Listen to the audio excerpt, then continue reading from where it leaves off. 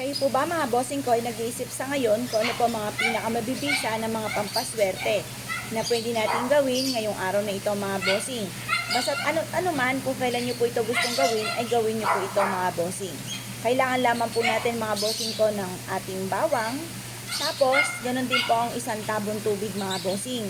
At syempre yung pampitpit po ng ating pong bawang.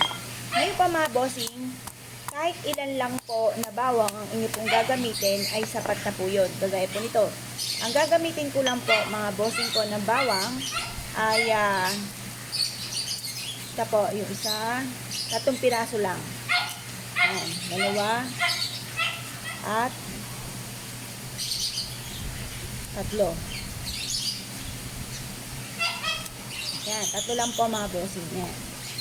Pagkatapos mga bossing, sabi nyo po ito gamitin sa pagluluto.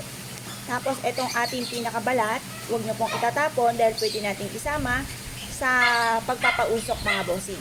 Ngayon po mga bossing, ayan na. Pipit-pitin lang po natin itong ating bawang.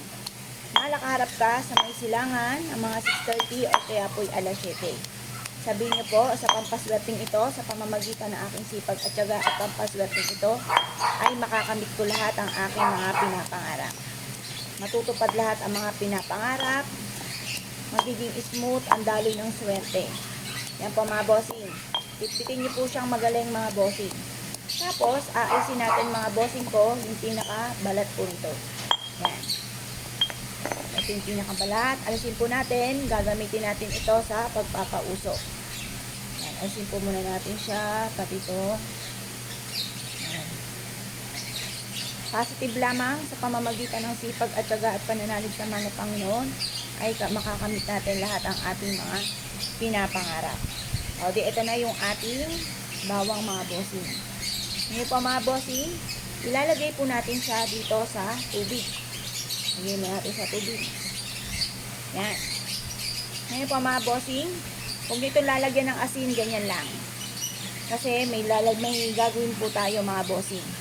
Yan. Ito po yung ating tubig na nagmula lang po sa gripo.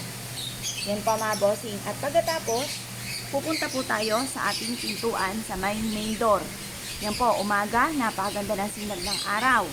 Ang gagawin lang po natin ay ibubuhos po natin itong tubig na ito na may bawang. Sabihin po natin dito, sa pamamagitan nito ay tuloy-tuloy ang pasok ng swerte, makakamit lahat ang mga pinapangarap. Ganyan lang po mga bossing.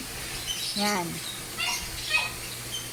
Tapos, eto mga bossing ko, pwede nyo siyang ilagay kung meron kayong tubig kagaya po nito na halaman. Hindi nyo lang siya dyan. Huwag kayong mag-alala. Fertilizer pa nga po yan. Hindi po yan machuchugi yung halaman po ninyo. Tapos positive ka lamang. Makakamit lahat ang mga pangarap sa buhay. Hayaan nyo po siya na kusang matuyo mga bossing. Para meron tayong mga pangontra kung may mga paparating na mga kamalasan ay hindi mapapasa inyo mga bossing. Simple mga pamamaraan pero napaka-epektibo. Kaya kung kayo pinaniwala at naisip po itong gawin, asya mga bossing, good luck po sa inyo po lahat.